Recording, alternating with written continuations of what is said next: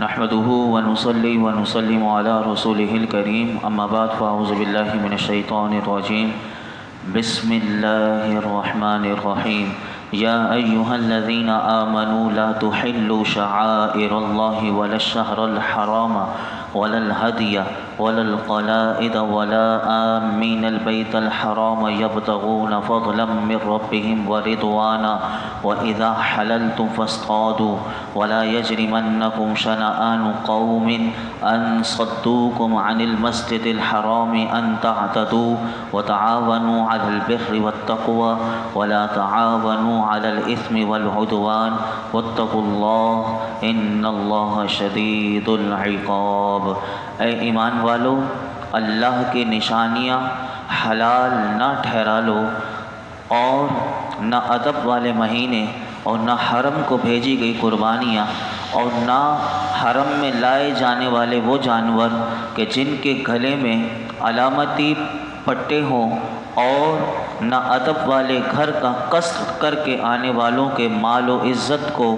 جو اپنے رب کا فضل اور اس کی رضا تلاش کرتے ہیں، اور جب احرام سے باہر ہو جاؤ تو شکار کر سکتے ہو، اور تمہیں کسی قوم کی دشمنی اس وجہ سے زیادتی کرنے پر نہ ابھارے کہ انہوں نے تمہیں مسجد حرام سے روکا تھا، اور نیکی اور پرہیزگاری پر ایک دوسرے کی مدد کرو، اور گناہ اور زیادتی پر باہم مدد نہ کرو، اور اللہ سے ڈرتے رہو، بے شک اللہ شدید عذاب دینے والا ہے۔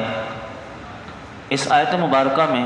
ہر حصے پر الگ الگ علماء نے کیونکہ اس پر کلام فرمایا۔ سب سے پہلے اس آیت میں لا تحلوا شعائر اللہ، کہ اللہ کی نشانیاں حلال نہ ٹھہرا لو، فرمایا کہ اس آیت میں دین کی نشانیوں کی قدر کرنے کا حکم اللہ رب العالمین نے ارشاد فرمایا، اور معنی یہ ہے کہ جو چیزیں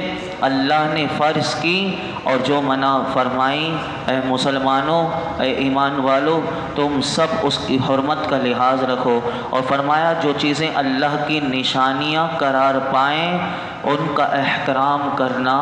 بہت ضروری ہے، لہٰذا کوئی سی بھی دینی عظمت والی چیز ہو اس کا احترام کیا جائے گا، جیسے کہ 17ویں پارے میں بھی سورہ حج میں اللہ نے فرمایا وَمَن يُعَظِّمْ شَعَائِرَ اللَّهِ فَإِنَّهَا مِن تَقْوَى الْقُلُوبِ، جو اللہ کی نشانیوں کی تعظیم کرے تو یہ دلوں کا تقوی ہے، اگر جو نہیں کرتا تو پتہ چلا کہ اس کے پاس ابھی تک تقوی کی دولت آئی نہیں۔ تو دلوں کا تقوی یہ ہے کہ جو بھی دینی چیز ہو اس کی عظمت، اور اس میں کون کون سی چیزیں ہیں تو علماء نے کہا اللہ کی نشانیوں میں خانہ کعبہ، قرآن پاک، مساجد، اذان، بزرگوں کے مزارات، یہ سب اس چیز میں داخل ہیں کہ جہاں بندہ جائے چاہے مزار پر بھی جائے تو وہاں پر بھی ادب سے جائے گا اور وہاں بھی احترام سے رہے گا، اور فرمایا کہ جس چیز کو بھی اللہ کے مقبول بندوں سے نسبت ہو جائے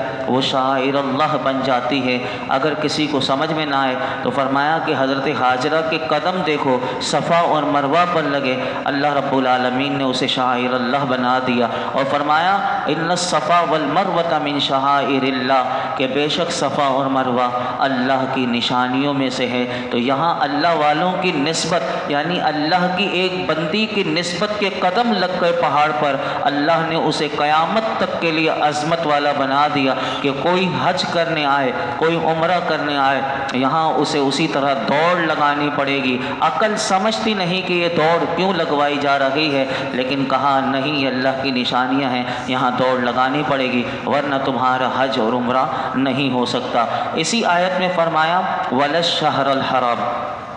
اور نہ حرمت والے مہینوں کو، تو فرمایا کہ حرمت والے مہینوں کو حلال نہ ٹھہرا لو۔ ہمیں بھی پتہ ہونا چاہیے کہ محترم مہینے 4 ہیں، اور یہ بار بار ہم علماء سے بھی سنتے ہیں، تو محترم مہینے ہمیں یاد رکھنے چاہیے، وہ نمبر 1 رجب، نمبر 2 ذیقعد، نمبر 3 ذی الحج، اور نمبر 4 یہ محرم۔ یہ 4 جو مہینے ہیں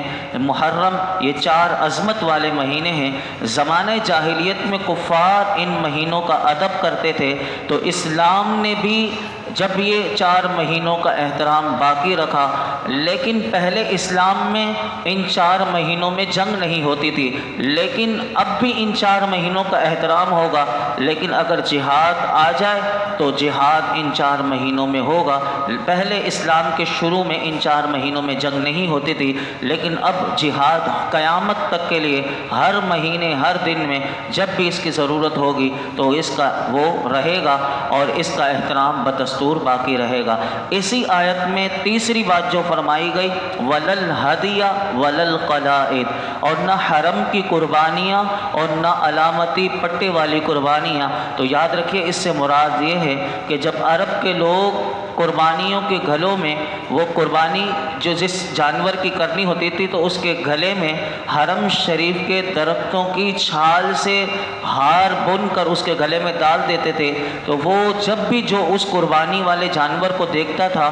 تو وہ یہ سمجھ جاتا تھا کہ یہ حرم کو بھیجی ہوئی یعنی اللہ کے گھر کو بھیجی ہوئی قربانیاں ہیں، تو کوئی ان جانوروں کے ساتھ چھیڑخوانی نہ کرتا تھا۔ تو پتہ چلا کہ اللہ رب العالمین نے حرم شریف کے ان قربانی کے جانوروں کا بھی احترام کا حکم دیا۔ اسی طرح اس آیت میں چوتھی بات جو بتائی گئی، وَلَا آمِّينَ الْبَيْتَ الْحَرَامَ، نہ ادب والے گھر کا قصد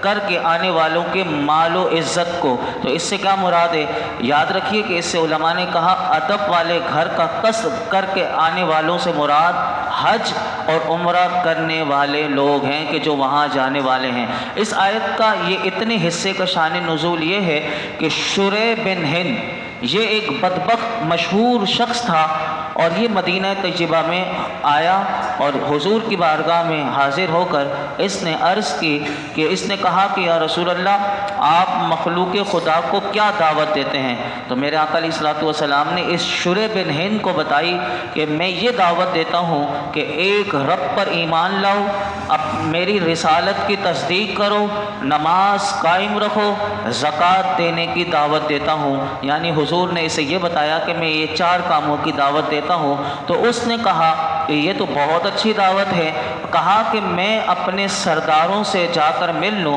اور ان کی رائے لے لوں، پھر میں بھی اسلام لے کر آ جاؤں گا اور اپنے سرداروں کو بھی اپنے ساتھ لے کر آؤں گا۔ اب اس شخص کی صحابہ اس شان نزول میں ہے کہ میرے آقا نے اس کے آنے سے پہلے اس کی خبر دے دی تھی کہ یہ جو شخص آیا تھا یہ کون تھا۔ تو راوی کہتے ہیں کہ قبیلہ ربی کا، حضور نے فرمایا کہ قبیلہ ربی کا ایک شخص آنے والا ہے کہ جو شیطانی زبان بولے گا۔ یعنی یہ آنے والے شخص کو حضور نے پہلے اپنے صحابہ کو بتا دیا تھا کہ جو میرے پاس آئے گا تو وہ قبیلہ ربیہ کا ایک شخص ہوگا اور یہ شیطانی زبان بولے گا۔ اور اس کے چلے جانے کے بعد حضور نے ایک اور جملہ ارشاد فرمایا اپنے صحابہ کو، فرمایا کہ کافر کا چہرہ لے کر آیا اور غدار اور بد عہد کی طرف پیٹھ پھیر کر پھر گیا، فرمایا کہ یہ اسلام لانے والا نہیں، چنانچہ پھر اس نے کیا دھوکہ دیا۔ راوی کہتے ہیں کہ مدینہ شریف سے نکلتے ہوئے وہاں کے مویشیوں کو اور اموال کو یہ لے گیا اور وہاں اس نے یہ غداری کی اور بد عہدی کی، حضور نے اس کی پہلے سے خبر دے دی۔ صحابہ کہتے ہیں کہ اگلے سال یمامہ کے حاجیوں کے ساتھ وہ پھر تجارت کا کثیر سامان اور حج کی قلادہ پوش یعنی وہی ہار جو جانوروں کو پہنایا جاتا تھا قربانیوں کے لیے، وہ لے کر حج کے ارادے سے نکلا۔ تو نبی اکرم صلی اللہ علیہ وسلم اپنے اصحاب کے ساتھ تشریف لے جا رہے تھے، راستے میں صحابہ نے اسی شریح بن ہند کو بدبخت کو دیکھ لیا، تو انہوں نے چاہا کہ اس کے مویشی لے لیں کیونکہ یہ ہمارے چرا کے لے گیا تھا مدینے سے۔ تو اس وقت میرے آقا علیہ الصلوۃ والسلام نے منع فرما دیا اور یہ آیت نازل ہوئی، وَلَا آمِّينَ الْبَيْتَ الْحَرَامَ، نہ ادب والے گھر کا قصد کر کے آنے والوں کے مال و عزت کو۔ یعنی حضور نے منع کر دیا کہ تمہارا یہ کام صحابہ چھوڑ دو، یعنی تم نے اس سے مال نہیں لینا۔ اسی آیت میں 5ویں بات فرمایا وَإِذَا حَلَلْتُمْ، جب تم احرام سے فارغ ہو جاؤ، تو فرمایا کہ احرام سے فارغ ہونے کے بعد تم حرم شریف سے باہر شکار کر سکتے ہو۔ علماء کہتے ہیں کہ یہ حکم جو ہے در حقیقت ایک اجازت ہے، مگر یہ اباحت جائز ہونا ایسا قطعی ہے کہ اگر کسی نے اس کا انکار کر دیا تو وہ کافر ہو جائے گا۔ اس آیت میں 6ٹھی بات جو فرمائی وہ وَلَا يَجْرِمَنَّكُمْ، اسی آیت میں تمہیں برانگیختہ نہ کرے، اس سے مراد یہ ہے کہ اہل مکہ میں نبی کریم صلی اللہ علیہ وسلم کو اور آپ کے غلام صحابہ کو حدیبیہ کے دن، یہ آپ علماء سے سن چکے ہیں کہ صلح حدیبیہ کیوں ہوئی تھی، تو حدیبیہ کے دن ان کو عمرہ کرنے سے روکا تھا، لیکن جب یہ فتح مکہ ہو گیا تو صحابہ کو اللہ رب العالمین نے حکم دیا کہ تم ان کے ساتھ وہ والا انتقام نہ لینا کہ انہوں نے تمہارے ساتھ ظلم کیا تھا، لیکن یہ حکم اب بھی بدستور باقی ہے کہ کافر کو مسجد حرام سے روکا جائے گا، کیونکہ یہ بعد میں اس کی ممانعت کا حکم نازل ہو گیا اور اللہ نے ہمیشہ قیامت تک کے لیے یہ کافروں کو مسجد حرام میں داخلہ منع کر دیا۔ لیکن بدقسمتی سے ابھی ایک ویڈیو آئی تھی کہ جس میں یہودیوں کو اجازت دے دی گئی کہ وہ مسجد حرام میں آئیں اور وہ عجیب و غریب آواز نکال کر خانہ کعبہ کا طواف کر رہے تھے۔ یہ صرف وہی ہے کہ یہ سارے ان کے ایجنٹ ہیں کہ جو یہ کام کر رہے ہیں۔ اسی آیت میں 7ویں بات جو بتائی گئی وَتَعَاوَنُوا، ایک دوسرے کی مدد کرو۔ فرمایا کہ اس آیت میں اللہ نے 2 باتوں کا حکم دیا، نیکی اور پرہیزگاری میں ایک دوسرے کی مدد کرو اور گناہ اور زیادتی پر ایک دوسرے کے ساتھ تعاون نہ کرو۔ اس آیت مبارکہ میں بر کا لفظ استعمال ہوا، تو بر سے کیا مراد ہے؟ تو یاد رکھیے بر، اس سے علماء نے لکھا کہ ہر وہ نیک کام ہے کہ جس کے کرنے کا شریعت نے حکم دیا ہے وہ بر میں آ گیا، اور تقویٰ سے مراد یہ ہے کہ ہر اس کام سے بچا جائے کہ جس سے شریعت نے روکا۔ اسی آیت میں اسم کا لفظ آیا، گناہ اور عدوان کہتے ہیں کہ اللہ کی حدوں میں حد سے بڑھ جانا، یعنی اس سے روکا گیا۔ اور اسی طرح اس کو سمجھنے کے لیے ایک حدیث پاک میں آپ کے سامنے رکھتا ہوں، ترمذی شریف میں حدیث پاک آتی ہے کہ حضرت نواس بن سمعان رضی اللہ تعالی عنہ فرماتے ہیں کہ رسول اللہ صلی اللہ علیہ وسلم سے میں نے پوچھا نیکی اور گناہ کے بارے میں، حضور سے پوچھا حضور یہ بتائیے نیکی کیا ہے اور گناہ کیا ہے، تو میرے آقا نے مختصر میں سب کو جواب دے دیا، 2 جملوں میں آپ نے ساری بات سمجھا دی۔ میرے آقا نے ارشاد فرمایا نیکی حسن اخلاق ہے، اور فرمایا گناہ وہ ہے کہ جو تیرے دل میں کھٹکے اور لوگوں کا اس سے واقف ہو جانا تجھے نہ پسند ہو۔ حضور نے بتا دیا گناہ کو سمجھنا چاہتے ہو تو گناہ یہ ہے کہ بندے کا پہلے دل ضمیر جو ہے وہ بتا دے گا، یعنی اندر سے آواز آ جائے گی کہ یہ کام غلط ہے، اور فرمایا کہ تجھے یہ بھی محسوس ہوگا کہ تجھے یہ کام کرتے ہوئے کوئی دیکھے نہیں، یعنی تو یہ سمجھتا ہوگا کہ یہ ناپسند ہے، تو فرمایا یہ گناہ ہے۔ اور نیکی حسن اخلاق ہے، اس میں ساری وہ کیٹیگری آ جاتی ہے، تو ہمیں سمجھنے کے لیے اور اس میں ہمیں غور کریں تو بہت کچھ ہمیں اس میں سمجھ میں آ سکتا ہے۔ آگے اللہ رب العالمین نے ارشاد فرمایا حرمت علیکم المیتۃ والدم ولحم الخنزیر وما اہل لغیر اللہ بہ والمنخنقۃ والموقوذۃ والمتردیۃ والنطیحۃ وما اکل السبع الا ما ذکیتم وما ذبح علی النصب وان تستقسموا بالازلام ذلکم فسق اليوم یئس الذین کفروا من دینکم فلا تخشوهم واخشون اليوم اکملت لکم دینکم واتممت علیکم نعمتی ورضیت لکم الاسلام دینا فمن اضطر فی مخمصۃ غیر متجانف لاسم فإن اللہ غفور رحیم۔ اس کے ترجمے سے پہلے میں یہ بھی بتا دوں، علماء نے یہاں پر یہ جو پیچھے والی آیت تھی اس میں یہ بھی بتایا کہ نیکی اور گناہ میں ایک دوسرے کے کون کون سے، یعنی یہ انتہائی علماء نے کہا کہ جامع آیت ہے جو پیچھے والی آیت، ابھی آیت نمبر 2 سورہ مائدہ کی، فرمایا کہ اس میں اللہ رب العالمین نے نیکی اور تقویٰ کی تمام اقسام اس میں شامل ہو گئیں، اور اسم اور عدوان میں ہر وہ چیز شامل ہے کہ فرمایا کہ جو گناہ اور زیادتی کے زمرے میں شامل ہوتی ہے۔ فرمایا کہ جیسے کہ علم دین کی اشاعت، کون کون سے کام نیکی والے ہیں؟ فرمایا علم دین کی اشاعت میں وقت، مال،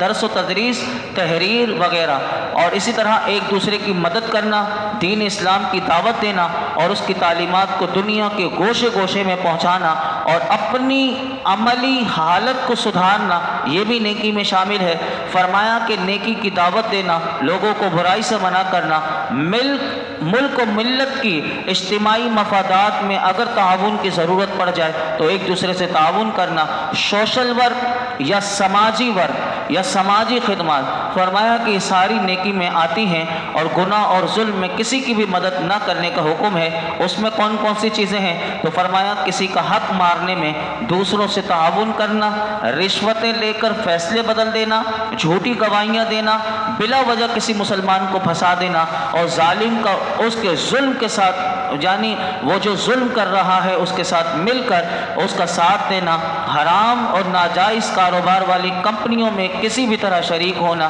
یہ بھی گناہ میں ہے۔ اور فرمایا بدی کے اڈوں میں نوکری کرنا، یہ بھی منع ہے، یہ بھی ناجائز ہے، یہ بھی گناہ ہے کہ جہاں بدی کے اڈے ہوں، اب کسی کو نوکری نہ ملے، وہ سمجھے کہ میں یہاں مل رہی ہے تو نوکری کر لوں، تو اس سے بھی روکا گیا کہ وہ نہ کرے، گویا کہ تو بھی ان کے ساتھ تعاون کر رہا ہے۔ اور فرمایا کہ اسی طرح برائی کے ساتھ تعاون اور ناجائز طریقے سے کسی کے ساتھ بھی تعاون کرنا، ان تمام چیزوں سے روکا گیا۔ یہ قرآن کی وہ عمدہ تعلیمات اور اعلیٰ چیزیں ہیں کہ اگر یہ دل میں اتر جائیں تو پھر انسان خود بھی سدھرتا ہے اور دوسروں کو بھی سدھار دے۔ جو آیت نمبر میں نے 3 پڑھی تھی، کیونکہ اس میں بہت تفصیل ہے اور ہمارا 15-20 منٹ اوپر ہو جائیں گے، تو وہ میں دوبارہ کل انشاءاللہ آیت تلاوت کر کے اس کا ترجمہ بھی کل رکھوں گا۔ اللہ رب العالمین ہم سب کو غور و فکر کی توفیق عطا فرمائے۔ الحمدللہ رب العالمین والصلاة والسلام علی سید الانبیاء والمرسلین